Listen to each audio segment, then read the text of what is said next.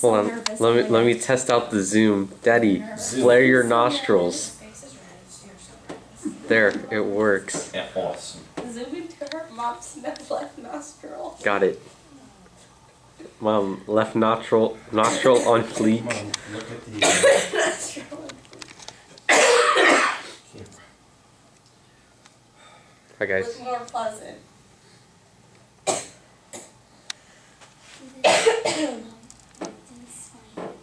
What if I cough too much? Are you gonna kick me out? She is. She will give you the look. So internalize. If you feel my head blowing up, because I was trying to cough inside. Flare your left nostril. You're doing too much. Yes. This is my footrest. No one can sit Why? here. Here.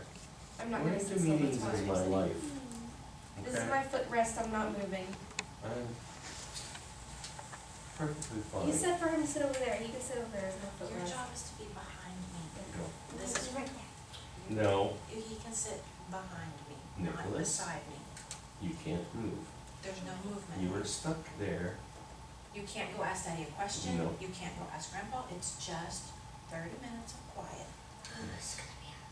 You're gonna have to deal with it. You can do it. You can do it. You can do it. These are fancy blinds. Yeah, super fancy. This was the College of Medicine's building, so everything here is That's theirs. why it's Nursing fancy. inherited it. Mm-hmm. Is the college a what? That's it.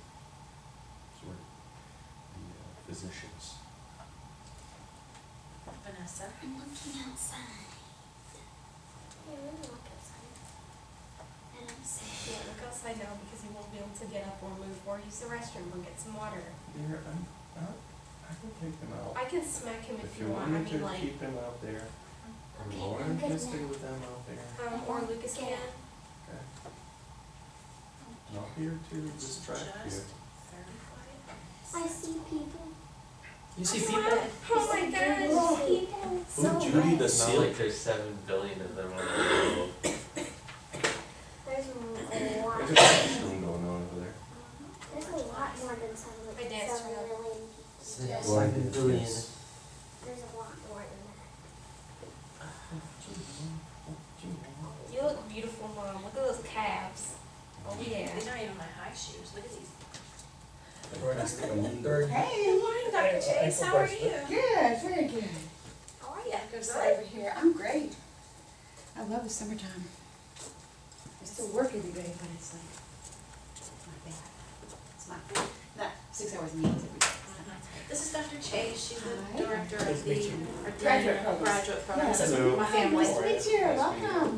We left Nice. very early this morning. It's a Uh-huh. long drive. Yes. Had a nice big sleepy time breakfast. Okay, well, it's time to wake up now, huh? Mhm. Oh, good. Is it all right if I sit here? Absolutely. I don't know how many people are gonna come. It's summer, so. But your committee will probably be here. I bet they're paid. I've seen Dr. Andrews. Andrews is here. I've seen her. I didn't peek around the corner to look for Mary Lou. Dr. Talbot's here. I saw him when we were coming in. I don't think he saw me, but Yeah. I'm pretty sure he's here. That's I good. have handouts for you. Great, thank you. So skinny on the PowerPoint, and because the qualitative piece is Oh, yeah, difficult the to model. see, the model Oh, is, that's the results. When he doesn't have to, so. Good morning. Oh, the morning's here. Hi, you're Dr. Nat. Hi, Christy Campo. Nice to meet you. Nice to meet you. Congratulations on Thank you very getting much. Thank you. I know, Christine, I'm sure you didn't think this day was ever I gonna be. I didn't think so. That little 2.5 hour drive felt like 6 years. Somehow or another, right? Probably the only one in the room. Donna.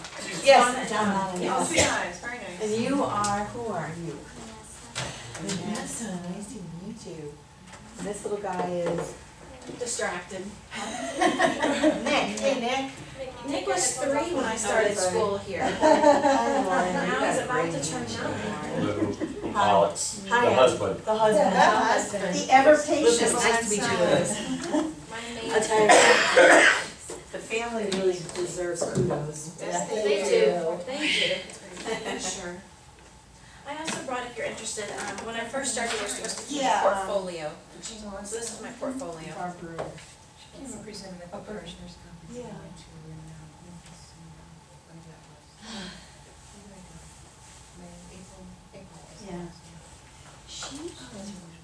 Yes, she does. She has. So did you do a traditional or not? Oh, that's right, I think I knew that, yeah. And so she I haven't worked with a student yet who's done the non-traditional, so. But she was like, they were like one of the first to Sylvia. take her on. Sylvia was Yeah. oh, you didn't So remember. Okay. she's in this area, Okay. they're So I finished up Valerie just finished. like schedule someplace. She worked with a colleague of mine that I worked with, who's the co-PI on my grant, which is the quant piece of my study. Karen Giuliano is a good friend of Dr. Souls and worked with Valerie Dinesh. So I'm on I know she has interesting work, so I'd like to meet her. Yeah. She's about to wrap up. She is for me today, we're gonna look at the data and findings. Okay. So. Well, good, we have to get all Yeah, our she's exec she's students graduating graduated. in Or August. Oh, that's good Have a too. good- She's a PhD, right? Yeah. Okay. There's gonna be a tours Yeah. with, I'm counting myself in that group. Yes, you are. Yeah, sure you are. So where do you bring your awards? Dr. Talbert. Dr. Talbert. Well, there's Dr. Byers was my chair, and then I was with her for 3 years during my coursework. The day I presented my first presentation at a large conference, she says, today's gonna be my last day. Is this she retired now, she passed away. So I'm in with Dr. Talbot, she helped me choose. Yeah, it was fun, and really interested in what I was doing. I matched up with Dr. Talbot since 2012. Donna's gonna present. Yeah, that was hard for Right. this year, but we'll see what I wish she was here, I was thinking about her yesterday. I wish she was here. That's great. Congratulations. So let's see, I'm very hopeful that so we're excited about that. So Well, I Rose and think I we are should do a meeting next week. presentation about the whole executive track. Yeah, we could. So exciting. Yeah. You know, here's what smart people do, they make it look like a presentation. Yeah. it's They're really excited not. to go to school for today. Teachers and all schools. Messing around with that. Well, that's right. Can we look at any day with We it? took it out until next Data from the Wednesday. public work Yeah. session. Sometimes it's not good in school that you know, when you're in upper grades, you miss a lot He's of work. missing one And that final includes exam. time. Okay, no, it's my oral for Spanish, not the final. So the Projects final they're is doing. next They're Wednesday. doing. Yeah. So I can redo the oral Okay. on that Wednesday too. Good. So really I'm not missing. You're not, nobody's missing anything. Are you graduating? So what we could do, No, you not know, so sophomore. that it's not just look at us in our programs, Yeah. like look at I have 2 all that, sophomores, the a fourth, Are they long- twins? longer term yes, ma'am. effects, so like, Not what have they eventful. done since? I don't know, sometimes close, but that's great. So I think. Yeah, Great, great, she's we could very consider it finishing new fourth. data. Yeah. Consider it a research presentation itself. So Rose and I are doing your people at the plans next week. Invention. Yeah, my grandson is 4 and he wears a size 12 shoe. And he's tall. Yeah. You know, he looks a lot older because of his height, but he's just a little guy. So he walks around something he's telling when he's 4. And you know, for a 4-year-old it's fine. She needs to definitely get him to stop it. But when you look at 6, 2 years Good ago. morning. And it's always people. Somebody like that. It's always people who's Oh, thanks. good, how about you? Okay. always. It was good, it was, Sean Clark, Oh, I really know. good. How are you today? I heard him speak out. We got the whole family here, Yeah. huh? Good morning, sir, how are you? Good to see you. And Karen Giuliano's as well. In person, I saw I her. love her, I just. Well, I just thought, Yeah, I it's- I'm gonna. Yeah, just not just, Okay. I don't think we have to. You have a remote? I do, I got everything I need here. Well, I couldn't get the remote to work, but I've got it set up where I'm just. There's a remote, I couldn't get it to work, but I've got it set up. I'm okay. Okay, I mean, you wanna stand up there, is my question. Oh, no, I'm good. Okay, alright. So I can cut that. And I can sit or stand, either way is fine. So, it's a big day for everybody, right? Now, did you all come over and watch the others? We did, we got a super minivan. Cool. I'm still a minivan driver, probably 4 more years. You all got the old. minivan? My parents live across the street, so. Oh, that's A right. big minivan. Big minivan, very big minivan. Amadi a moderator. Student. Oh, we can see Already it. focused. Yeah, it is. I found her set up. Good morning, Dr. Albright. Good morning, sorry I'm a little bit late, I had a student situation going on. Yeah, so technically. You I technically know, are but 2 it's- minutes it's- early. Technically early. I'm late considering, Do you have all the IE stuff from I got it here. Deanna? Okay. You don't want to run afoul of Deanna.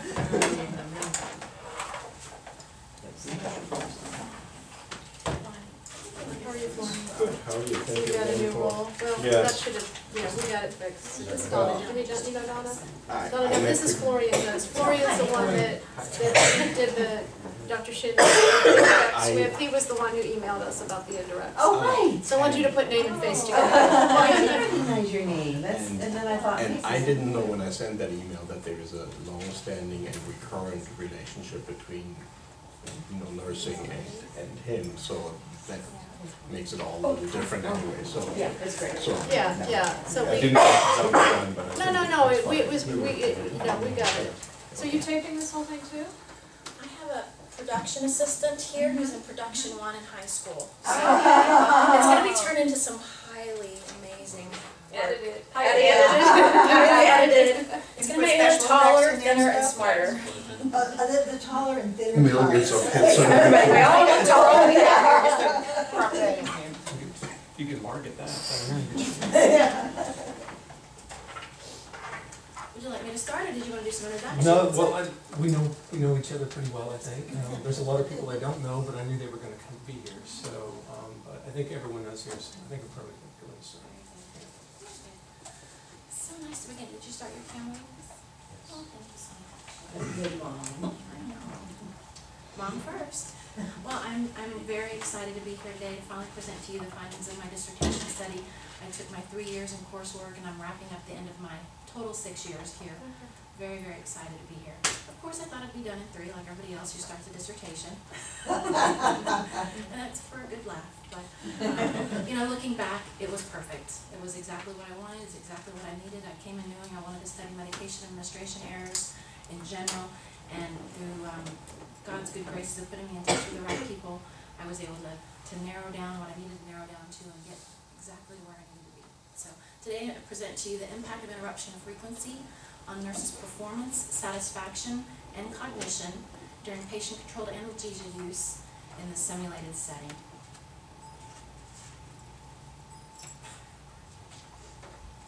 There we go. It would be important for me to again thank each of you for your participation, especially Dr. Talbert as my chair over the last 3 years. I can't tell you how much I appreciate your work. Dr. Soul, you've known me since I came here. I met with you the day you and Dr. Byers convinced me to come here. I was leaning toward another school, and the two of you convinced me. Actually, I think it was all Jackie, but. She definitely influenced me. She definitely did. Tennessee is somewhat persuasive. She was highly persuasive. And she is here with me today, and I know that. Dr. Andrews, I've been privileged to be able to meet with you and meet with you about this the time you've been on my committee. And again, Dr. Yance, you've had such an impact on my decisions, and especially in measurement and the content and the direction of my study. It's been really important to me. I have to thank Nova Southeastern University for the $8,600 grant that I received to pay for my dissertation. It really made it possible, facilitated the speed to which I was able to work, because it's so much easier to recruit when you can pay. Yes. I had so many phone calls. How much do I get? So, well, let's talk first about what you have to do. And then my dissertation journey, clearly I could not be here without my husband, Alex, my 4 kids, who were very little when I started here. From 3, and I think, I don't remember how old you guys were, but he was turning 3 when I started here, and he's about to turn 9, so. It's been a long time, and then my parents, obviously, they've all been a huge support for me. What really brought me to my dissertation study was, as a med-surg nurse, I saw the impact of frequent interruptions. As I served on the quality and safety committees at the hospitals that I worked at, as a faculty member taking students into the clinical setting and watching nurses and watching students really be confounded by their experiences with PCAs. One would expect a med-surg floor to have a single brand of PCA, and what we found is that most hospitals nationally have more than one. The unit that I was on in particular that drew my attention to PCAs carried 3 PCA brands, and the nurses were clueless. They didn't have the keys, they didn't know how to program it, and as a committee member on safety there were constantly errors.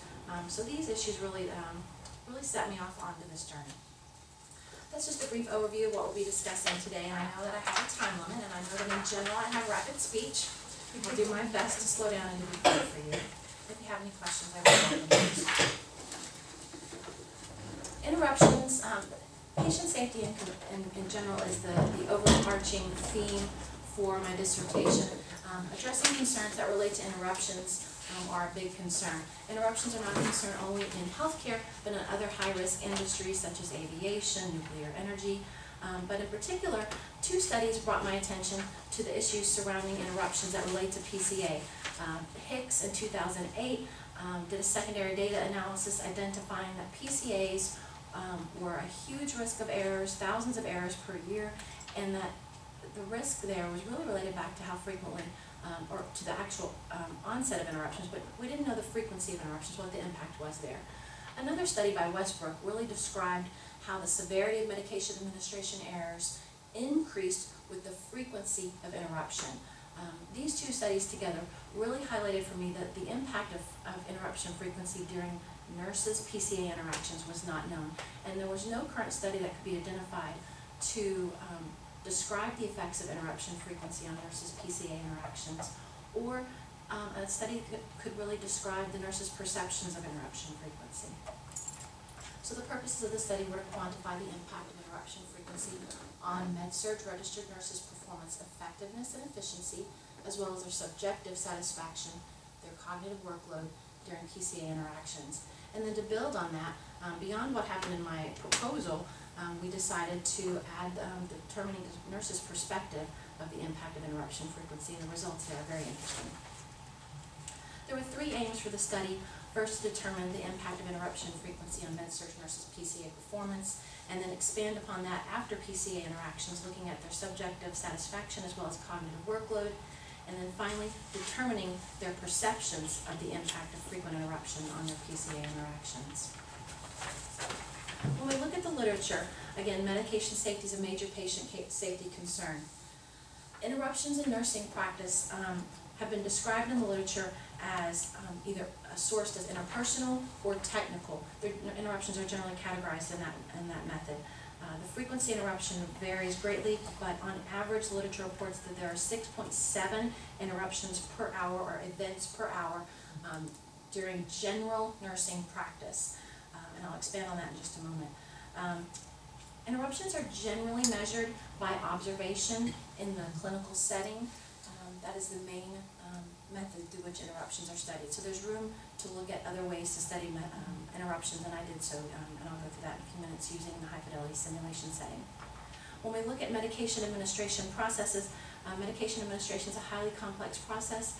Nurses, med-surg nurses in particular, it consumes up to 80% of their work time. So it's a heavy part of what a med-surg nurse does. And as a med-surg nurse, faculty in med-surg nursing, I'm very, very interested in how this consumes our time and how we're impacted when these frequent interruptions occur. The process of medication includes the prescription, transcription, dispensing, administration, and monitoring, and the literature supports that the administration phase, that time at which the RN is most at risk, that's when she's interrupted, and that's when the most errors occur. When we look at usability of medical devices, usability is a characteristic of a medical device or a system, and there's very, very little literature, as I put into my State of the Science paper that I published at the 2013 International Symposium of Human Factors in Healthcare. I presented the model that I used in the study, as well as my State of the Science on usability and nurse interaction. Here we found that there's very little literature, but there are some great measures available if we go back to the human factors literature. And I drew on that, and I drew on those measures for this study. A model was needed to communicate the key concepts of the problem for this empirical study, looking at nurses' interactions with medical devices. So I developed this model. It's synthesized from the ISO model of usability, which uses a closed system approach, and I also synthesized this from Wiccan's information processing theories. What you see in my model here on the left side of the model is the system performance inputs. On this side, these are the factors of the device, user, which is the clinician, the device itself, which in this study is the PCA, the tasks here, which will be most common PCA programming tasks, and the environment, which will be our experimental conditions, where I'll describe those experimental conditions in a few minutes. What you see at the center is the human information processing and attention. The delta there means that there's a change. These are the nursing interaction processes that are impacted by frequent interruption. On the right side of the system, you see system performance outputs, and these are consistent with the ISO model, where you see measures of efficiency. In this study, I used total task time and cognitive workload, accuracy, and then satisfaction.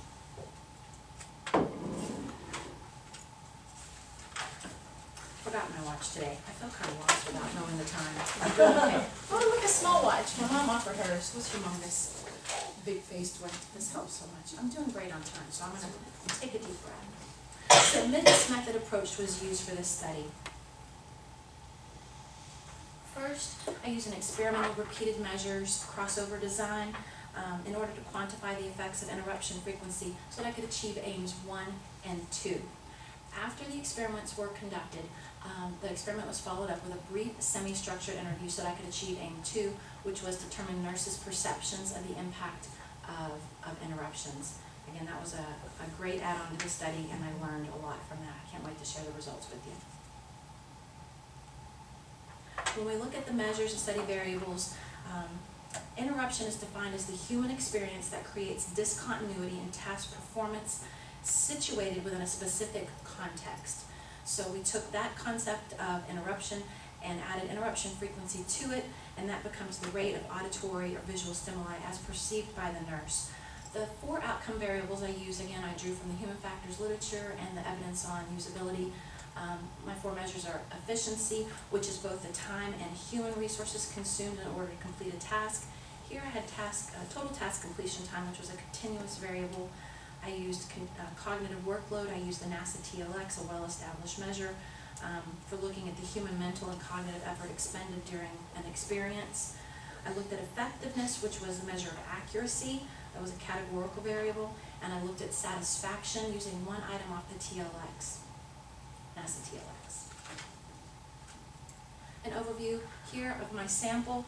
I used a propositive sample of licensed medical surgical nurses, all experienced with a minimum of 6 months experience, working full-time at least 24 hours per week in the med-surg setting, sample of 9 registered nurses. These were recruited by contacting, I was very active in the Tampa Bay Organization of Nurse Executives, so I took a solid 2 years to establish my activity in that group, and that paid off big for me. I was able to contact hundreds of nurse managers across Tampa Bay and West Central Florida with an email and a flyer, and the calls came in quite easily. I'm going to do it again next time. My activity there paid off. It also paid off in a scholarship also. So I was able to recruit easily.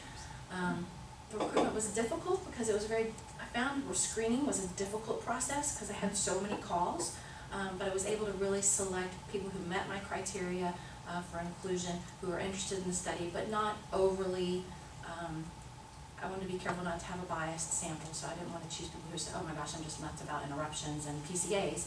I wanted a round sample, a nice solid sample. The limitations of that sampling method could be that I drew on nurses who were too excited to be involved in the study. I don't think that I had that experience. I think I had a good sample. The setting for the study was conducted at Nova Southeastern University. Again, I used my contacts there as faculty, and I worked with the anesthesia department.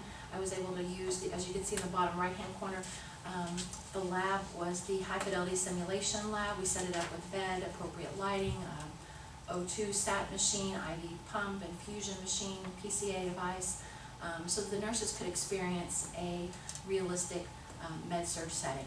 The PCA device that we use is the Baxter 2 pump. I tried on multiple attempts through the Institute of Safe Medicine Practices, through Baxter, to try to find the market share for the device. I wasn't able to find that. I thought it would have been really helpful to know, but it's a fairly common device. I've seen it at multiple hospitals. I go throughout Tampa Bay as faculty member with clinical students, and I see it all the time. So at least it's common here in the area. To go into procedures a bit, consent and training. Once IRB was, recruiting didn't start until IRB was approved through both NOVA and UCF. The nurses completed their consent on the day of the procedures. They completed a solid demographic questionnaire. It was a little bit lengthy, looking back. I briefed them on the goals of the study and then conducted PCA training. If I were to do anything over, I might have, and I'm just interjecting here, I might have videotaped basic training to improve the quality of my training, the consistency of my training. I had a spreadsheet, I had a checklist, and I went through that over and over, and it got really fatiguing. It was really exhausting. So in the future, I might consider training using that type of method. I instructed the nurses that they were to attend to interruptions as they experienced them. And they were told that while programming the PCA, if you experience an interruption, the interruption was, "Excuse me, could you help me please?" That was based on the common literature that nurses receive interpersonal type communications that stop them. They were to stop their tasks, move away, and if you look in the computer there, you can see that the nurse had to step away about 5 feet from the bed and answer a very brief, very simple question on a Google questionnaire that was, what color is the wall today? I mean, they're very, very simple. It was not meant to impact their cognitive load. It was to draw their attention away from the task, force them to change their thought path, and then get back on their task. All of this was audio-video recorded. Again, that was included in their consent and training. And I should mention during the setting that I want to go back one step. The setting included a two-way mirror. In our pilot, I didn't mention, our pilot was probably the best decision I made. You want to move through your study quickly. It certainly cost me a solid 8 weeks to do the pilot, to set it up, to fly Karen Giuliano and Rob and get the setting, to get everything in place. But it paid off big in improving the smoothness of the process, if you will. It was very choppy. The first participant was frighteningly choppy. He said, what am I doing? We had an hour in between the first and the second and just brainstormed how to make it smoother. And it was just really choppy. Smoothed it out, and the nurses felt very uncomfortable with the two-way window. By the second participant, we realized that we wanted to try having me in the room with them because the room was very, very large. It's made for a large classroom. So the room, I would say, is probably 3 times the size of this room. So it ended up, we tried our third, yeah, they felt, what was the word? Yeah, they felt, they didn't like it. So the third participant in the pilot, we actually moved me from behind the two-way mirror to sitting behind them. It actually improved my ability to observe them. I was able to document what they were doing. That's the only major change that we made from the pilot. Everything else worked out smoothly. It was just about making things click. So going back to where we are currently, the nurses spent about 15 minutes in training and practice until they said they felt comfortable. And I'll give you the results in a few minutes, but some of the nurses did have experience with this particular PCA. Then the nurses, in order to replicate the real-life situation, received report on 4 general med-surg type patients. We spent about 7 minutes, 5 to 7 minutes, giving report. Patient A is 57-year-old, patient B is, and gave them general medical diagnosis, a little bit of background, so that they had that cognitive workload in their head. So they didn't feel like they were just there to program a PCA. They needed to think about what orders were in front of them and what was actually happening with the PCA. So that's nursing report. Spent more time there than I wanted to. The scenarios. We used the high fidelity simulator, and although the patient was not, the nurses were not directly interacting with the high fidelity simulator, it was breathing. You could hear respirations. So we used just a little bit of that. There was a pulse ox in the background, so that the nurses were aware that was there. We used common scenarios that nurses would experience in the normal med-surg setting. All the scenarios in the PC order sets were reviewed by content experts at Nova Southeastern University from our high fidelity simulation lab. They were all med-surg nurses and agreed that they had the feel of what a med-surg nurse would experience. And then all nurses experienced first condition A, in which there were no interruptions, and then the remainder of the scenarios were randomized. So as each nurse came in, they may have experienced B, C, or D first, and then the other 2 conditions following. Again, I mentioned the task, and the tasks were very common to the PCA, not too complex, not too simple. Just everyday stuff that they would have completed, setting up the PCA, programming it, giving a bolus, changing the mode from continuous or to PCA only, so a variety of tasks. Each task scenario was developed, and this is what probably took 2 months off to develop before we got here, was it took about 2 months to develop 10-minute segments, conditions that were really fitting with the plan. And with the scenarios. So this is a brief summary. I wish it was a little bit clearer. Maybe the black font would have been better, but this is an overview of what I just went through. Nurses came in, completed their consent, their orientation, their training, and some practice. They received report, and then they moved into the simulation laboratory where they are again instructed to attend to interruptions. They completed that first scenario under no interruptions, so that's your third box down. Fourth one down, they completed the NASA TLX, which is where the measure of cognitive workload comes in. They went directly to their second randomized condition. They may have received 2, 4, or 6 interruptions during that condition. They completed the NASA TLX, and then they were well ready for a break. They needed a break by then because they'd been there about 45 minutes at that point. After that break, the third condition, the NASA TLX, another brief break, and they needed it. They were getting a little fatigued, and it gave them a chance to catch their breath. And then the fourth scenario, the NASA TLX, and then we wrapped with the semi-structured interview. All but one nurse, the very first nurse that we did in our pilot study, the first one took almost 2 hours, but everyone else, right on time, right at an hour and a half as planned, so we were really, really happy with that. And the feedback that we had anecdotally from the nurses, yeah, it was really real. They really felt like they experienced the amount of interruptions they had at work. It was annoying like it was at work, and I'll get into that when I get to the results. So how long did it take to do the NASA TLS? Just a few moments. It's very quick. It's pretty short. It's very, very short, yeah, just a few minutes. And I have some recommendations for improvement there also in the future. So the results of my study.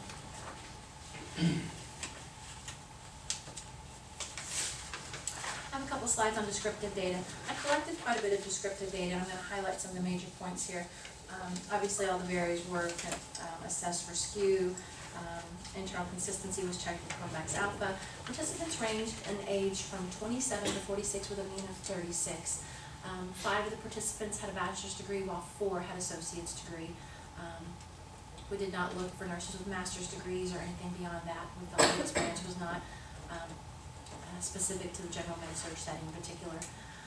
Years of experience spanned pretty wide, 1 to 19 years, but the vast majority were there somewhere in the middle with a mean of 6.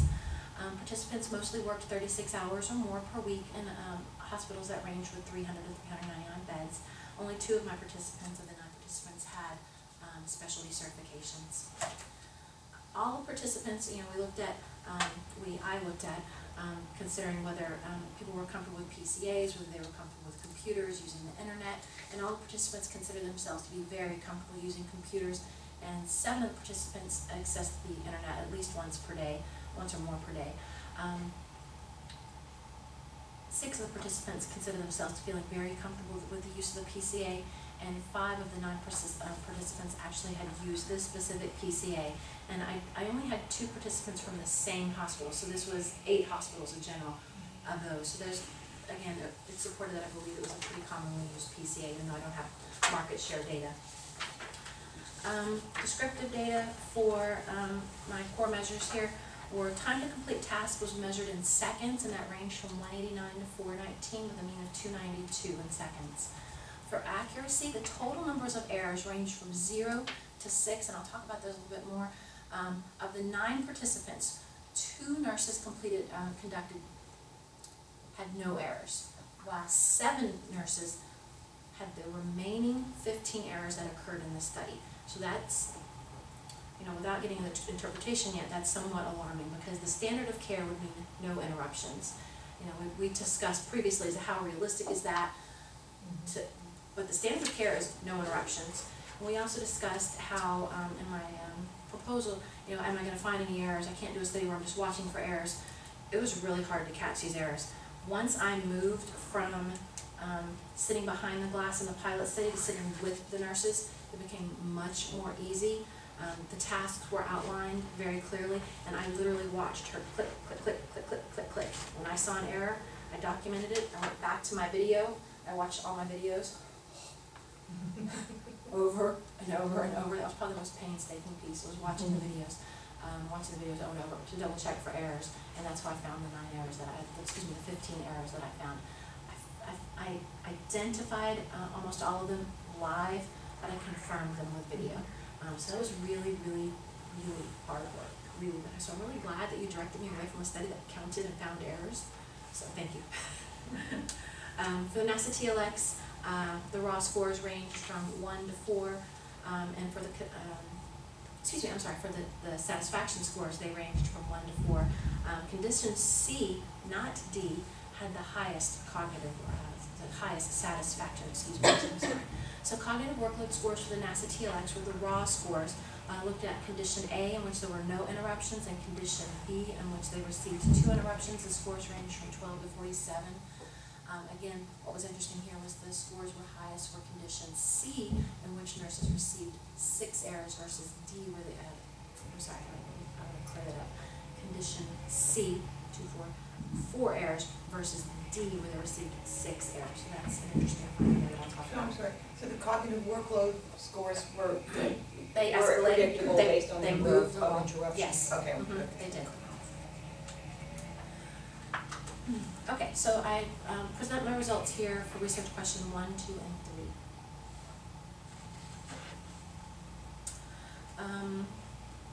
3. Okay, so for research question 1, what is the effective interruption frequency on performance efficiency, which is total task time, and effectiveness, which is accuracy? So for the results here, when I conducted my my data analyses, was unable to conduct the ANOVA because my measures failed on normality.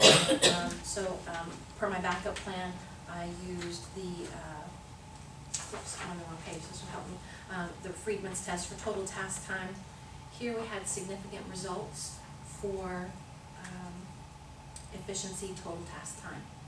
We look at research question 1, finishing it up, looking at efficiency. We looked at the Wilcoxon-Signed rank pairwise comparison for efficiency, which is total task time. Here I found significant results for conditions A to B, as well as conditions B to D. And then looking at effectiveness, which was accuracy, we did the results for the McNamara's. Again, normality was failed here. The results were significant for satisfaction. That's a little bit mistake here. Moving to condition 2, the Wilcox-Signed rank test, we found significant results in 3 areas. There were areas conditions AC, AD, as well as BD. However, had non-significant results for the Friedman's test on the effective cognitive workload by condition type. When I look at research question 3, here we were looking at what are med-surg nurses' perceptions of the impact of interruption frequency during PCA interactions. This was a very valuable experience and I learned a lot. I followed the process described by Elo and Kyangas of 2008. They have a fabulous methods article, almost a recipe for how to conduct, and then they have many quality articles that support the use of their qualitative content analysis method. So again, here the coding was performed on each interview. Each interview was read multiple times in order to get the big picture. Similar content was grouped together into categories. The unit of analysis was phrases here. The categories were derived inductively. After all the interviews were coded and all the transcripts were reviewed multiple times for accuracy and coding completeness, each category was then reviewed again for accuracy in the descriptions, and then I began to break out into new categories and reassess the old categories. So Christy, one quick, and I Sure. hate to interrupt, but, so one person declined the interviews? No, thank you for asking that. One person, all 9 participants completed the interview. One of the interviews was blank at the end. The audio was there, and I actually paid the transcription company to work with the audio, and they were unable to recover. So it just lost it? It's just Okay. lost. It could not be recovered. It recorded. You can hear in the background. Okay, I just was curious. No, thank you for bringing that up, because I have a note here, and I was about to skip right over it. So, yeah, of the 9 that were recorded, and that was another tidbit that we learned from the pilot. Initially in my proposal, I was audio-video recording the entire procedure, and that included my interview, and we found that it was going to be very difficult to transcribe the videos from the CDs that were developed. So we ran out during lunch and got a little audio recorder for the semi-structured interviews, and that worked very, very well, because then I could download them as MP3s, quick, easy transcription. It works really well. You know, what I would suggest you do is again, by two. I would agree with that, Yeah, absolutely, it's, absolutely. because I've had that happen too, where you drop one, but the other picks it up. And what I had planned was, once we realized that that audio was blank, which was, well after the fact, I said, oh, I'll just go back to my DVD. Well, my partner Rob, who was audio videotaping everything, had stopped the video since we had been recording. Yeah. So of course it wasn't recorded. Well, that's okay, you still have Yeah, rich you've data. got good data. I have You've got great good data, data. I got good data, so I was really, really happy with that. And the process, I would say, I'm just, again, I interject, but I was so fortunate to have the opportunity to work with Dr. Norris during fall of 11, summer of 11, and then go to SNRS with all of you in February of 2012. All of the data analyses that I conducted here, I conducted with her in the summer and fall of 11. So it wasn't easy, but it felt good.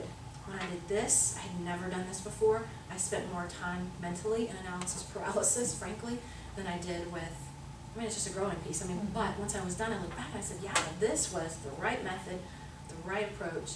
It was very precise, and that's what I needed as more of a quant brain. So it worked really, really well, and I'm really happy with the results. I passed out a handout to you that gives you the overview here of the categories. I'm going to go through the categories for you. Actually, I'm going to grab one myself.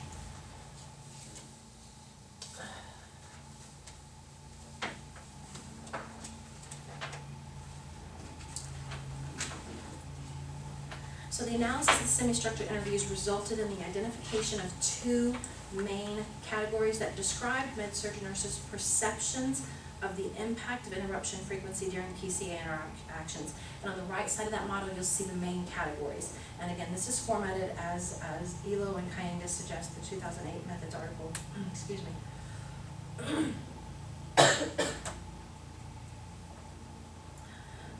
The nature of interruptions was the first category, and the second category was nurses' reactions to the interrupted work environment. So I'm going to spend just a few minutes here talking about the main generic as well as the subcategories. The main category of the nature of interruptions included multiple, and I need to interject again, I'm sorry. The dissertation copy that you have, I found a typo that I had included one of these subcategories up here erroneously, so that the final is corrected and the handout you have today is corrected. I just dragged and dropped the wrong way. So just so you're in case you picked up on that. The nature of interruptions, what we found here, were that nurses described visual interruptions. Visual interruptions were described by the nurses as their awareness of the appearance or actions of patients or things that are happening in the setting that drew their attention away from the PCA. A sample quote here was, lots of times I have patients that are showing me things as I am doing a task. Another sample of the subcategory here was auditory interruptions. This is where nurses described what they were hearing, that were either patient-related or setting-related sounds that again drew their attention away from their PCA tasks at hand. The sample here is the auditory is definitely the most constant. Phones ringing and bed monitors. Again, that's a quote. Background. Nurses describe background noises as the sounds, generally the sources of where technology or persons that are either constant or intermittent, but they tend to ignore. An example quote here was, the hospital has a lot of older people, so they're always super loud, so I tend to block them out. And the final area here that they talked about was frequency. I don't want to get ahead of myself, but this is the first time that nurses' words have been described about interruptions and in specific interruptions to PCAs, where they use terms like constantly or very frequent or case, or we're constantly interrupted. When we look at the second main category of the study, it's called nurses' reaction to the interrupted work environment. And here, this category really describes nurses' reaction. A reaction is an action that is performed or a feeling experienced in response to a situation or an event. And so these two categories came together here underneath nurses' reaction to the interrupted work environment. And those two generic categories were nurses' actions to promote safety and nursing's feelings experienced. And I'm really excited to share these because these aren't anywhere else. And again, I'm getting ahead of myself. But here, nurses took actions to promote safety.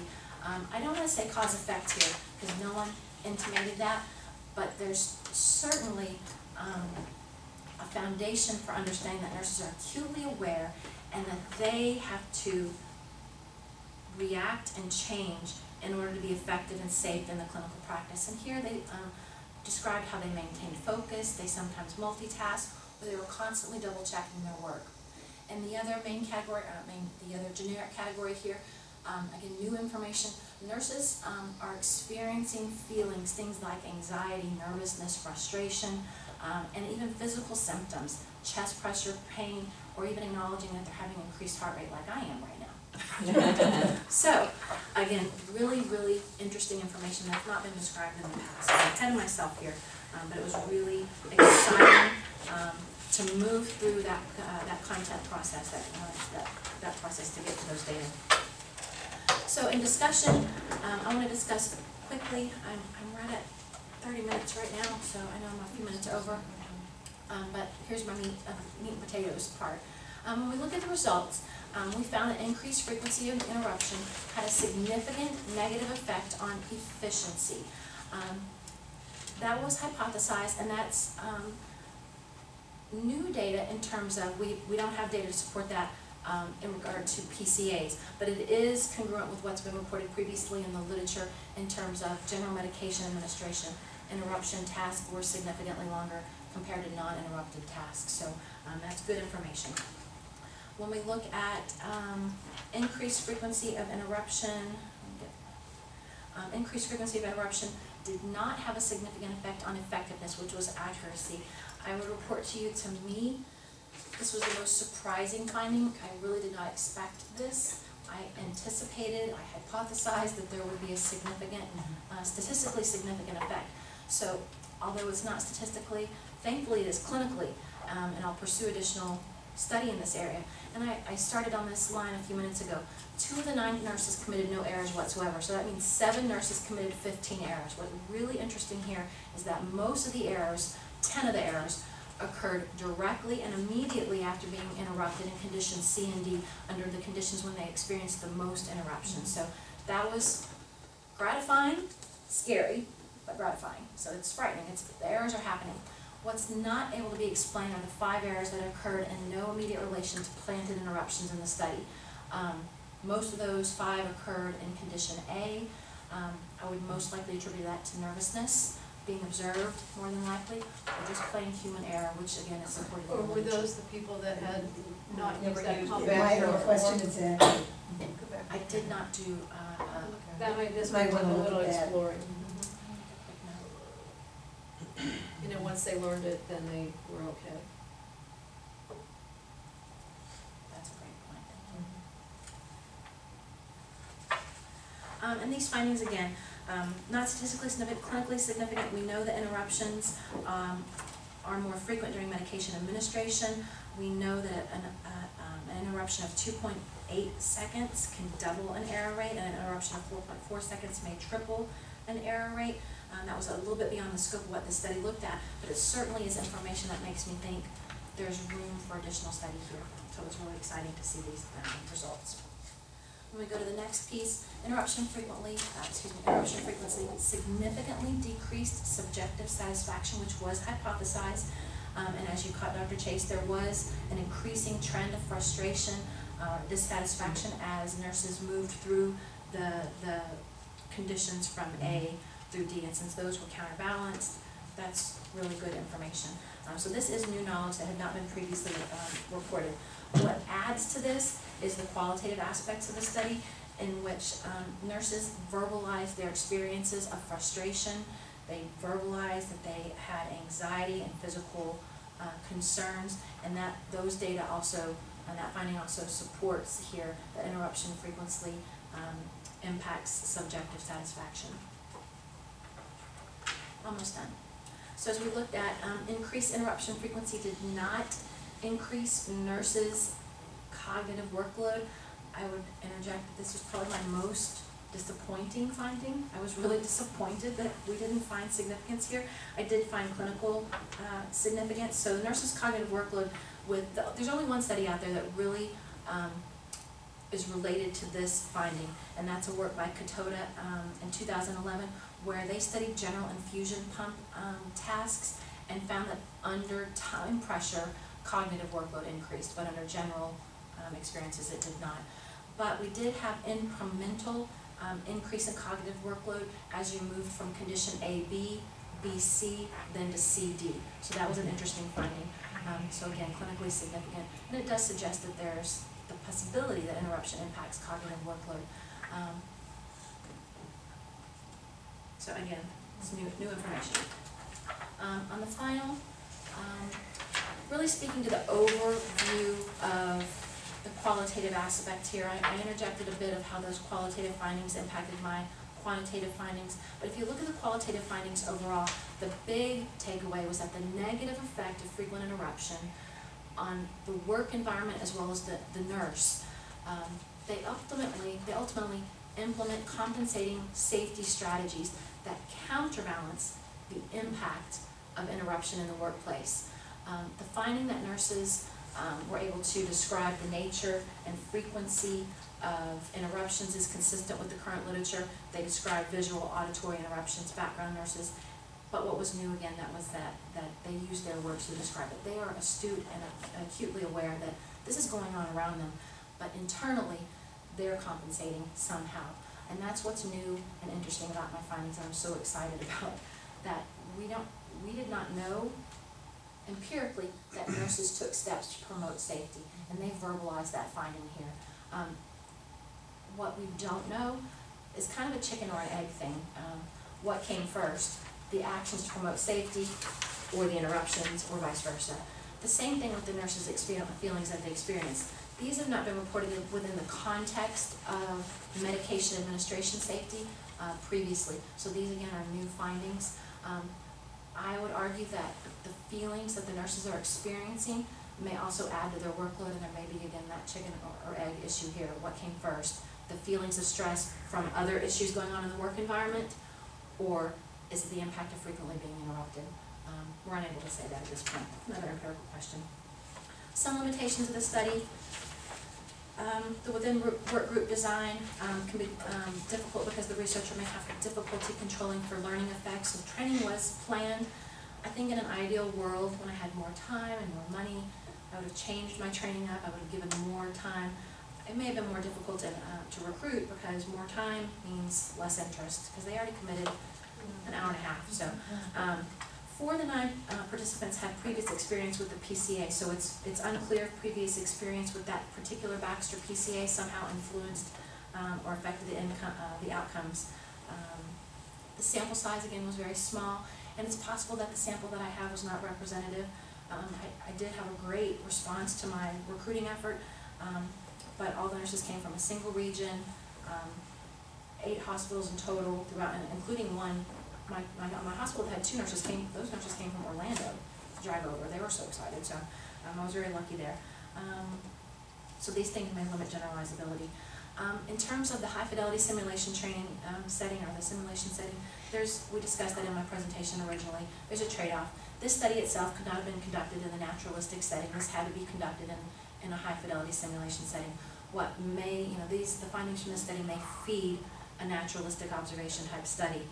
But there's still some work Well, actually, by the time you did it 4 times, they should have been used to it. So it should not have been, I think that the repeated measures and the randomization probably kept that down somewhat. I believe so. I believe it did, but I'm open to, I got to share my limitations. And then trustworthiness, difficult to say at this point. Multiple steps were taken to improve trustworthiness. I included the use of the qualitative software, the DUs. I'm not sure if you're familiar with the DUs. It was fantastic. I looked at, what's the one that everybody uses? Vivo. It was so hard. Yeah, it's very complicated. I quit and I cried and I research is a little more direct, and it's free for students, so I'm going to advocate that we use it. Which one is it? Hyper Research. Look, I'm not familiar with that one, but the dues was $10 a month. It was super easy. It has all these little simple 3-minute YouTube videos, and it was recommended to me by a qualitative researcher at Nova, who reviewed my grant. It was great. One of the pros of Vivo is you have a tendency to overcode, because it's so easy to code that everything seems to have significance. They all kind of do the same things, Yeah. but they don't think for you. Yeah. They don't It's do the still math the for thing. you like a stats software Yeah. does, but you do that, you did the right process Yeah. of seeing how things hung together, reformulating your clusters. And it was fun, and it Yeah. was physically easy. Mhm. And I didn't have to learn, so I tried with in vivo, and I Yeah, I paid and like I in vivo. quit. Yeah, This No, was great and no, affordable. yeah, exactly. Oh, and COVID. Did I finish trustworthiness, dependability? Implications, last two slides. Implications, so for theory, I found that my model worked very, very well. It fit not only my literature review, I can fit my findings into that, and I can extend my findings into future studies. The mixed method approach was fabulous. I'm really glad that I did it. I dreaded it at first, but I learned an amazing amount, and I have great results as a result of doing the mixed method study. From an organizational standpoint, policies need to be developed so that nurses are not interrupted. And one of the things Dr. Talbot brought to my attention, and we discussed it in my proposal, was there are interventions out there to improve interruptions or to mitigate the effects of interruptions.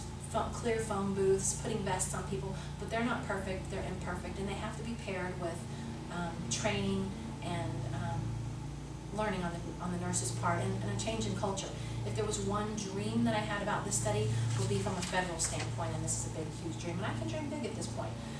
Currently, human factor studies that are required of medical devices are only on new devices, not retrospective, and the human factors testing that's required is done in a sterile environment. No interruptions. My dream for this study would be that this tiny little study somehow impacted federal policy so that we could show that PCAs do not work the way they do in a silent or quiet environment, and they certainly don't work the way they could or should in a high interruption environment. From a practice setting, med-surg nurses need to be acutely aware. They are acutely aware of the interruptions, but they need to realize how severely they're impacting patients' care. And I mean, I have video. These nurses could have killed someone, hands down, easily. The errors that they made were significant and frightening. So education and training is needed. Future research, my passion, med-surg nurses. I've been a med-surg nurse for over 20 years, and I tried ICU, it wasn't my thing. Came back home, and this is where I live, and I need to know, and we need to know more about med-surg nurses. People out there love to study critical care and OR. This is my thing. Huh? And it's where most nurses It is, and it is. Where It is most inexperienced nurses most are. inexperienced nurses are. Most errors occur here, med-surg errors, as well as PCA errors. There's definitely literature out there that supports that the timing interruption is important, and I included that here because I believe it should be included, but in the grand scope of life and interaction with a PCA, knowing when the interruption occurs in a short little quick programming change is not going to change the outcome. There needs to be no interruptions during PCA interactions, regardless of the timing of that interruption. But there is an area of potential research there. Dr. Giuliano and I are now talking about another study, marrying my med-surg passion with her critical care passion and looking at different devices and comparing them. She's currently a doctoral postdoc fellow at Yale, so we just met about that 2 weeks ago, kind of looking at that next study, because she's on the same wavelength as I am. She was my co-PI on the grant that I earned. And then we need to consider how time pressure impacts nurses. Nurses verbalize that they experience time pressure, whether it's internal or actual. It impacts nurses' performance. And then again, what's not been reported in the literature for those interpersonal and the physical responses to frequent interruption. There's plenty of interesting roads to travel that way. The so what, I think I hit on the so what. I know Dr. Talbot asked me so what every time I threw out an idea to him when I first met him 3 years ago. He said, so what? He does that to all of us. So what? So I've had a post-it note that it's faded and it says, so what, says Talbot. It's been on my desk for 3 years. And I took that from 3 years ago to today. What we didn't know before, we now know that nurses are negatively impacted in their performance, their satisfaction, their cognitive workload, albeit statistically or not, they are impacted, and we now have a better understanding of nurses' perceptions of the impact of interruptions. And that's it. Sorry about the time, I covered a lot.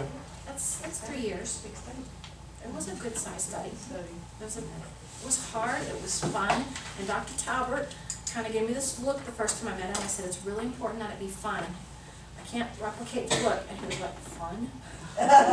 Oh, this we can was relate to fun. that. It was fun. I loved it. Yeah, it I should loved be it. fun. Yeah, I didn't love every minute of it, all the minutia at times, but I loved the process. It was painful at times, and you're sick at times, but they're sick at times. It was totally worth it. And I would do this entire study again with some improvements and a much larger study. All right, you guys, thank you very much for your presentation, your hard work, and your kind words for all of us. Do you guys have any questions, comments? I actually have, can you tell me what cognitive workload, what the question, give me an example of the kind of question? I actually have a copy of the questionnaire for you.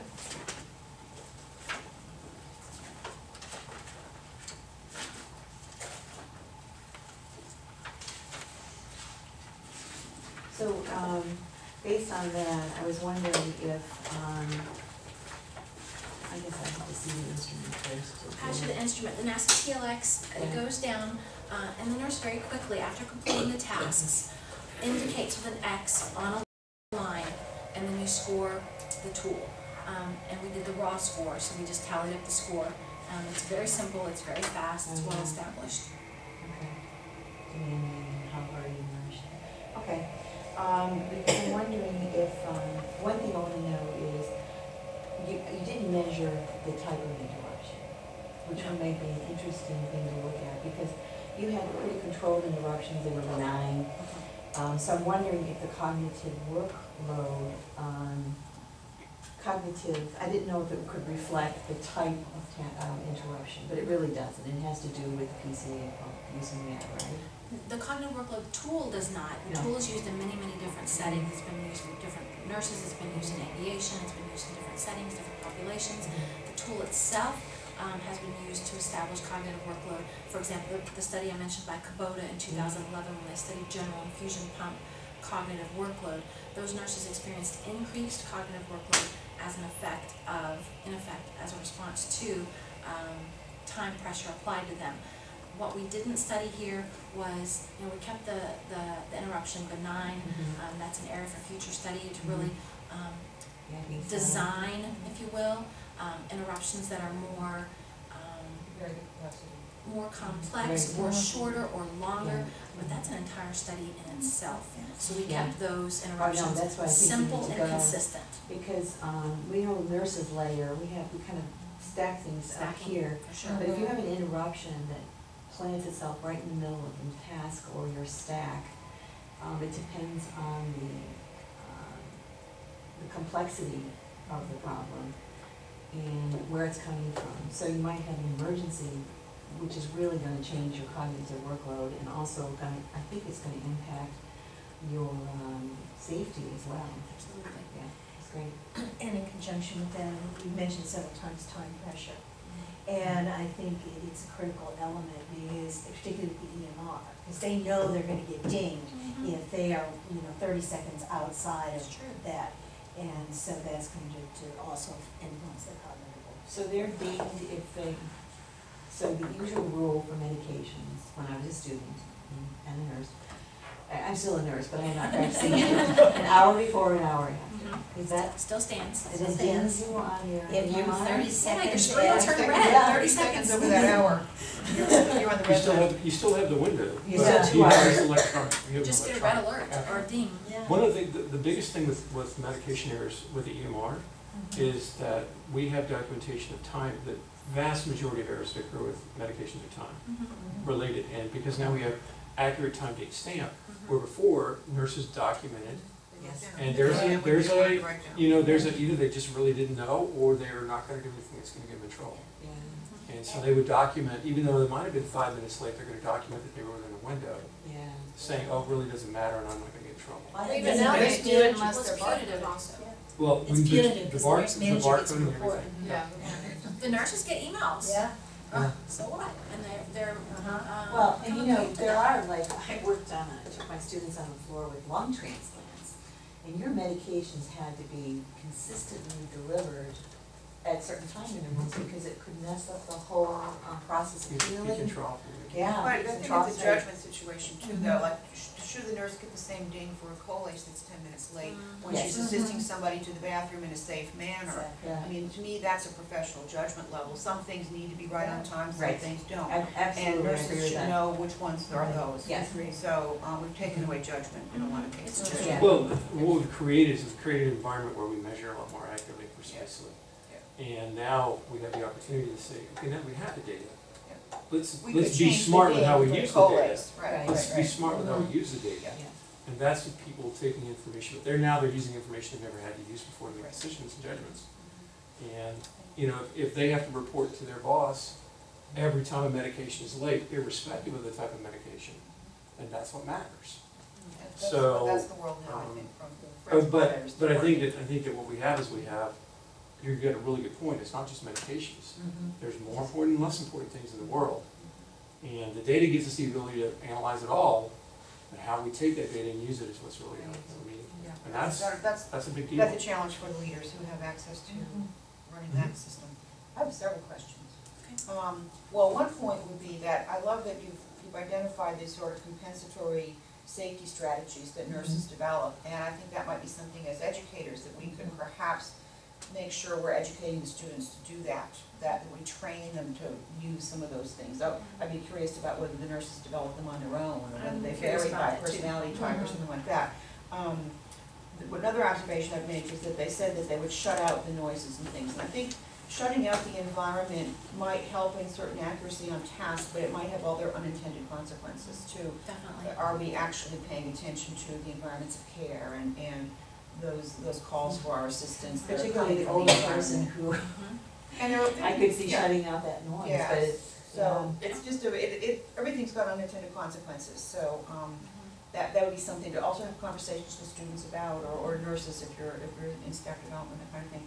One of the questions that you've got rich data here, and I would love to see an analysis of, and I'll just point out that it's always the qualitative stuff that's the most interesting. I say this in every possible opportunity. But anyway, but I think it would be interesting to look at the nurses who had no errors, and how did they explain their experience of responding to distraction or their emotional physical response to the stress of the cognitive load, as compared with the nurses who had really high rates of, or you can select it because you know who they are, the ones who did the potentially lethal errors. Did they think differently about it? Did they? What was their You've state got of their mind? voices. You've got the voices of those people, and you could do a separate. You Yeah. can code them, and I know Hyper Research lets you do this. Code the people by high error, low error. Just Yes. split them up. You could either split them in half, or you can just look at the extremes, but whatever. And then you pull out just those words of the low error people, and you develop a picture of them, and you develop a separate picture of the high error people. And I think that would be real interesting. So I can think of, like, you've got a bunch of papers that you could write off of that. That's a paper all by itself. It's so painful to watch these videos, because every time they punch a button, I go, stop, don't do that, it's wrong. Yeah, but you can categorize the errors. You've got multiple ways to look at this data. Categorizing the errors as to potential lethality versus, because there are potentially lethal ones. If they're 10 times the dose. And only one of the nurses, I think it was my very, very last participant, knew that she made a Caught her mistake. own She error. caught her own error, because she screamed a bad word and said, Oh, shit. that's exactly it, very loud. Yeah. And she's punching frantically, but Yes. the ball is.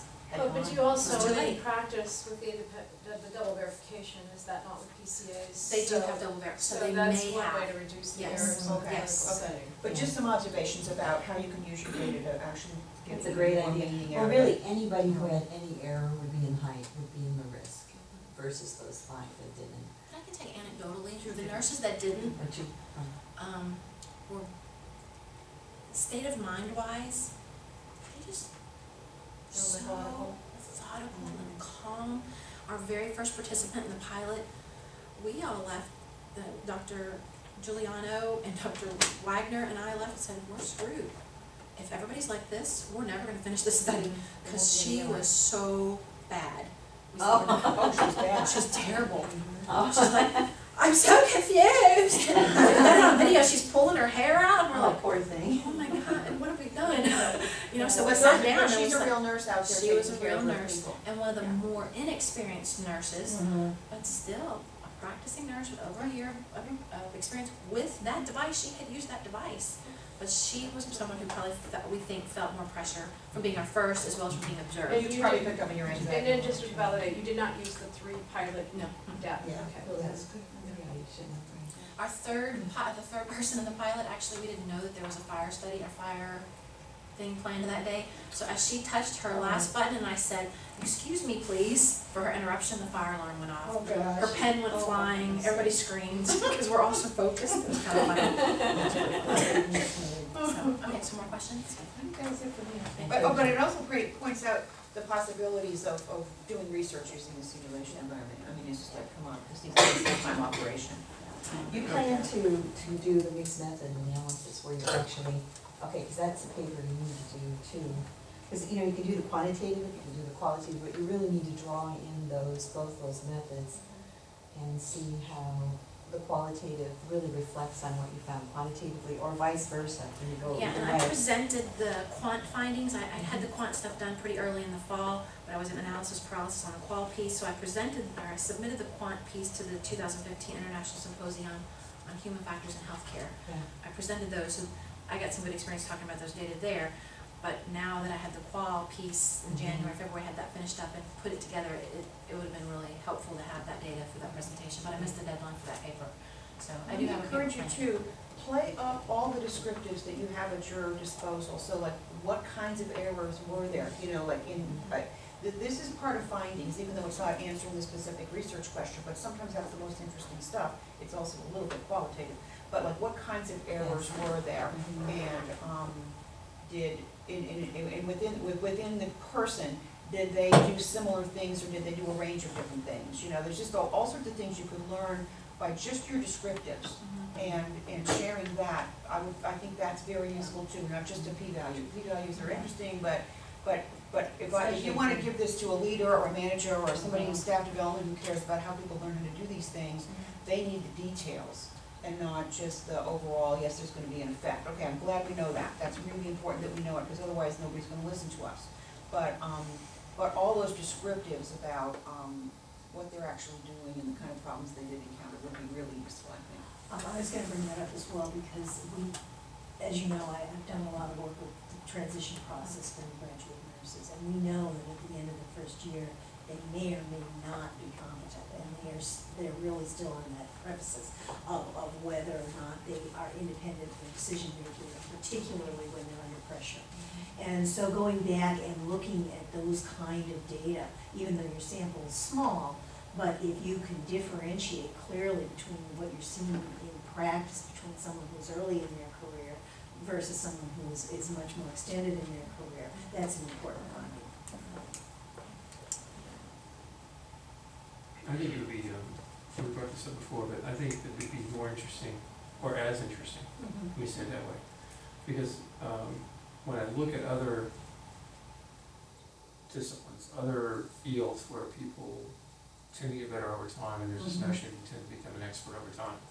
Our pilots used to say that superior pilot uses their superior judgment to stay out of situations where their superior skills are required. Whereas younger pilots may throw themselves into bad situations. But when you look at that, the way they handle crisis, Yes. I think matters a lot. And I think that it'd be interesting to see if how they handle crisis, are they able to stay calm under fire, if you will, if that translates to a decreased error rate irrespective of their experience level. Yeah. Because I think that, I guess I would be interested to see if maybe one of those two was more important. And I know that because I deal with the leadership and management education students all the time with their research. So much of their research does not involve statistical measures. It's just descriptive, because really all they care about is, does an error occur, yes or no? What kind of error is it? What do we need to do to prevent it? And the fact that it's statistically significant or more or whatever isn't the point of the work.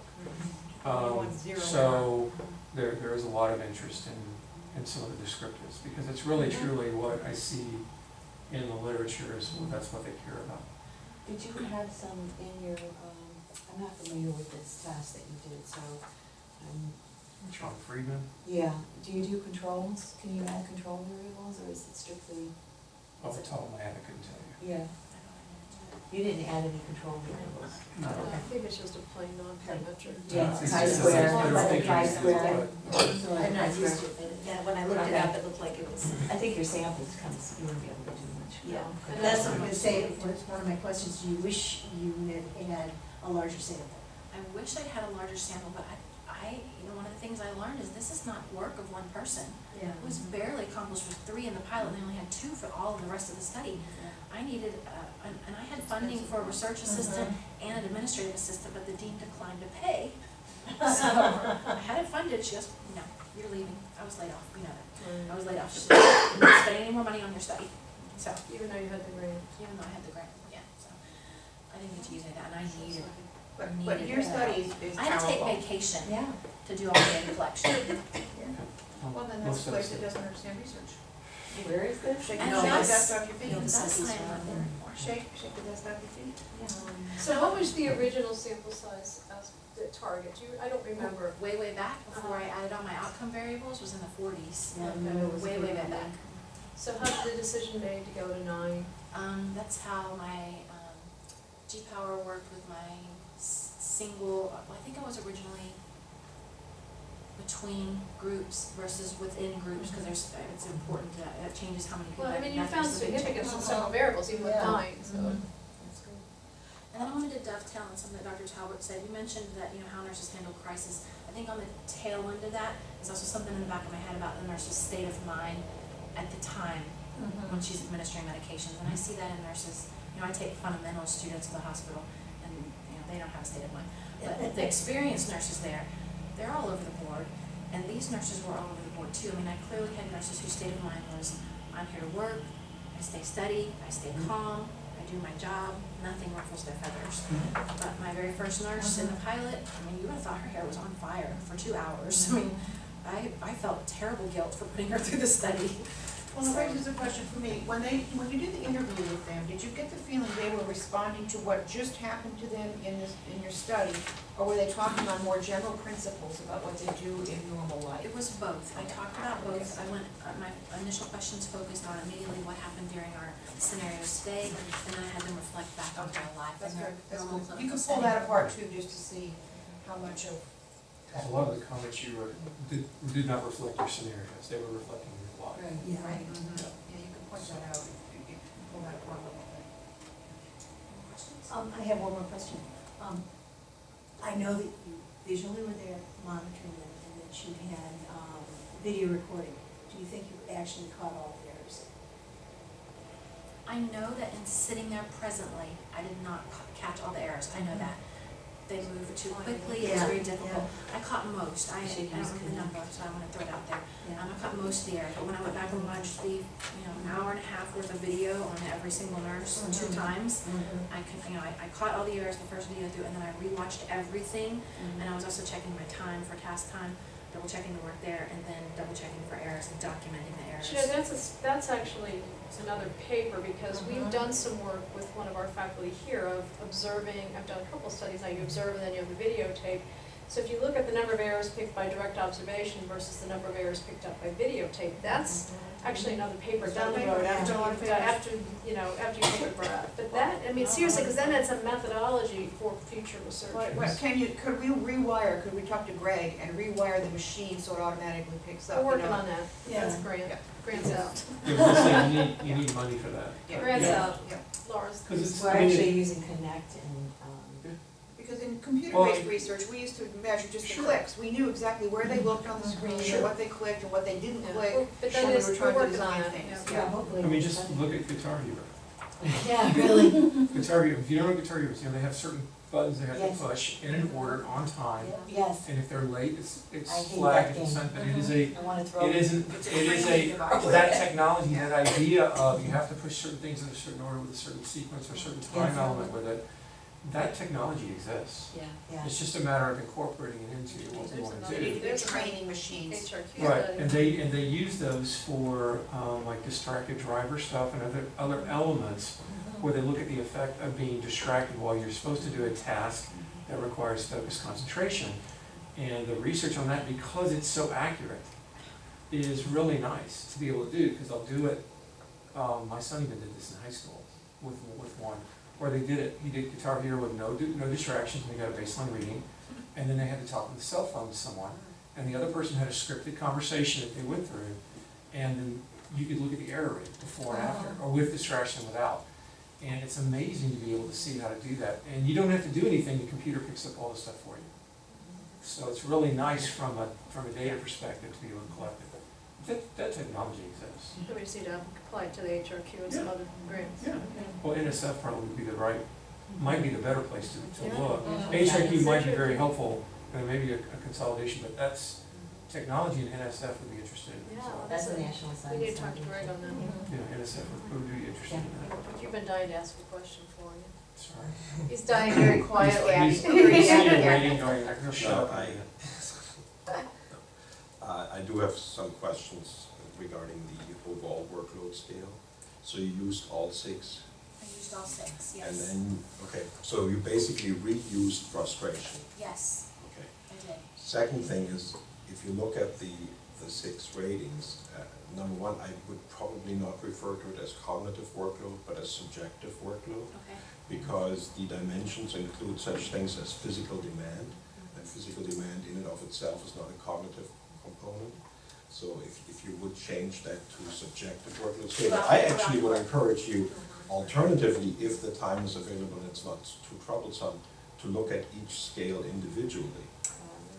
And especially because there's 2, mental demand and temporal demand, that should show a parallel effect to frustration.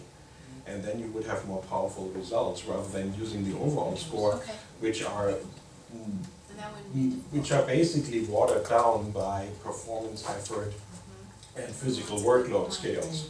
So I could So have significant results. you there. very well Mental, have- use mental and performance. You can use mental, I would honestly look at all 6 if it's not Okay. too troublesome. No, it's not. And you Got can the data, report you've all got the 6. experience. That's easy. And remember also, and you have a justification in your method section, that you didn't use the fully weighted method. Right, I didn't want to do that. Typically what happens with the scale is that you indicate in each subdimension what your perceived workload is, and then you have pairwise comparisons in which you indicate which of the 2 was higher. So for example, was mental demand more important or physical demand? And then you pick that, and by those pairwise weights, you then multiply their scores. So high rating items go in more into the overall scale than low rating items. That said, many people use it without the weighting score, but especially since physical demand here, I mean, I think it bogged it down. even that walking over, I don't think was the main thing. So I would encourage you to look at No, those. it's a great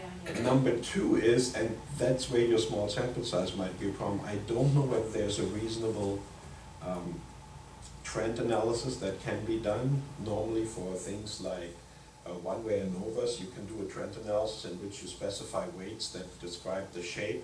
If you look at your items on the, let me just see what I have. He's using his iPhone. Yeah, if you look at your scores on the raw score, even at the further, you know, the raw score as it is, you actually have a monotonic increase, that it Right. goes higher and it looks like a linear trend.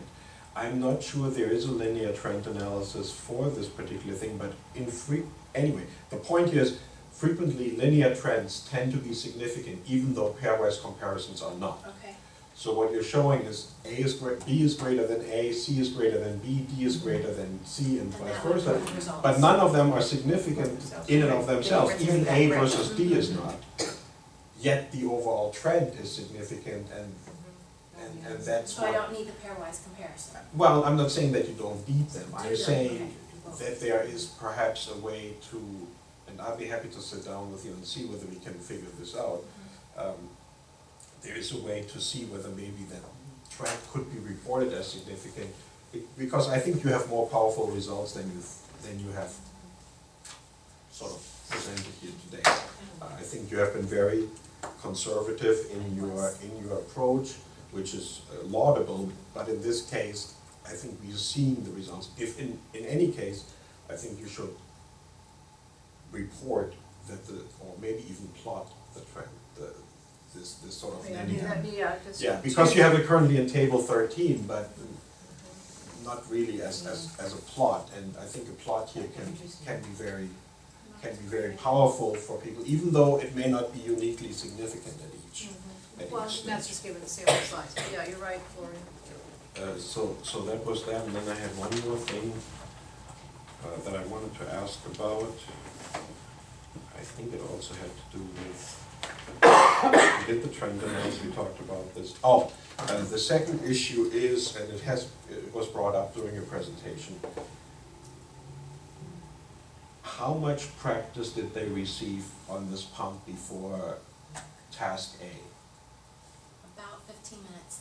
The training was intentionally designed to give them the basics that they would have received the same in the hospital. Here's your new pump, let's play for a few minutes and get to work. Okay, did they Not actually, to develop experts. did they in any way, shape or form actually go through some form of programming exercise as Yes, part of they it? did. Okay, do you have any kind of qualitative, quantitative or otherwise data how well they did after 15 minutes practice? Completely anecdotal. Okay, because I, again, believe that probably condition A, which always came first, whereas all the others were counterbalanced or at least randomized, was probably extended practice. I do too. It was still during skill acquisition, and that's why you see a higher time, and that's why you potentially still see those 5 errors that people made, because they really after 15 minutes hadn't had enough Yes. and only Right, that. right. Yeah. Now again, if this were a bigger sample size, order could be co-varied out using something like an ANCOVA, but in this case, I'm not sure it can. But again, you can mention it at least. A always came first. It's in there, but And it was make it extended more. practice, I like yeah, that word, it was and- probably And, extended and in practice. a way, it probably was. And that's still- why I said I wanted to do probably additional and more systematic training, but I like the suggestion that, I So, understand what you're saying. and then there is a way though to, because we don't know who got what when, to look at, I don't know whether any of the nurses got AD first. They did. But, to just look at those cases and see whether those are particularly troublesome. You know, because it's like the worst case scenario, you just got done learning this thing and now you're getting all of With it. no interruptions, Yeah. and then you're getting. They go from 0 to 6, yes, there is definitely that scenario. But the counterbalancing seemed to work, I actually think that Yeah, I you know, really did, because you did show incremental, no matter what order that was. Right, the So time it's variable is the one that's a little odd, and so you have that significant effect that looks like your people are doing better with few interruptions, but it's better because it always came first when they're first. Great suggestions. So, So those are things I need to do before I wrap up. yeah, I mean, the one thing that I definitely would recommend is to rename cognitive into subjective, even if it's used by others, Okay. because it does include the No problem. performance and physical demand And I think when I subscale. originally started with subjective workload, but once I named the NASA TLX, then I stuck with cognitive workload as the concept. And some people use it because they're saying the NASA TLX is, compared to Measure. others, more a measure of cognitive workload. But again, because of that, the physical demand subscale, I would feel more comfortable if you just called it subjective workload. That's an easy And fix. then, but I think the idea of the individual item analysis, the individual items is probably, that in particular is probably. Well, especially what for to do. write-up, you know, I'm Yeah. not necessarily saying for any of Right. this, but I think you have more powerful results. You probably can show, you can graphically represent some very impressive increases as the interruption frequency increased, so, you know, use that. And I have a caution as well. You define satisfaction on page 8. And the way you use satisfaction throughout is consistent with the definition. But as a freestanding term, satisfaction is not always equivalent to an attitude. So you can be frustrated and still be satisfied. You can still feel that you did a good job. So you need to be careful in terms of your text, that you are clear in what you're describing, because your definition is here on page 8, and I get back here to page 98, and I'm not looking that definition up again. So, yeah, so just so that it's very clear that you're speaking of an attitude, not general satisfaction. Okay. I just have one other question, because I'm not a qualitative researcher, remember that, is to, I don't know that I would have lumped nurses' actions and nurses' feelings into one variable. So did the software lead you to that doing that, or did you do that yourself? No, it's definitely my own decision making process. Yeah, I mean, to me, that the actions and the feelings are different, so I would have almost kept that as 3 categories versus 2, and I would just, you know, you can present it however you want, I just, as me looking at them, I think the feelings and actions are different. I'll tell you what I did though. By the time I had this, you know, and I had this subcategory developed in this subcategory, I was very confident and comfortable there. I definitely was comfortable with nurses' actions to promote safety. But when I began to conceptualize, what do these 2 generic categories mean? Do they have a specific main category? Can I link them somehow? When I began to look up concepts that may describe all this, the term reaction is very specifically defined as an action and a feeling as a result. And that's why I married them.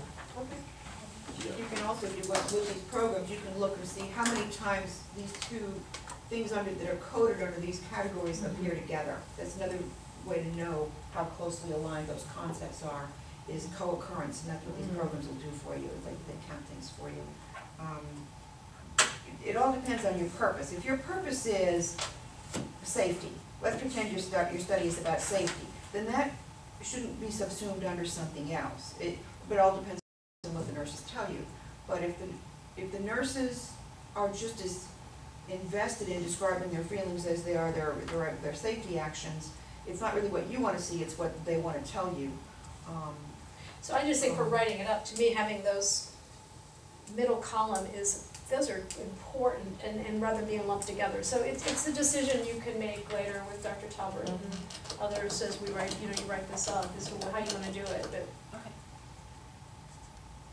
Some of it will be the focus of the journal, or the focus of the conference. Or, Right.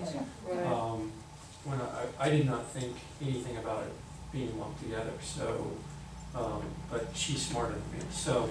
no, I'm not. I just. Yeah, don't argue with me.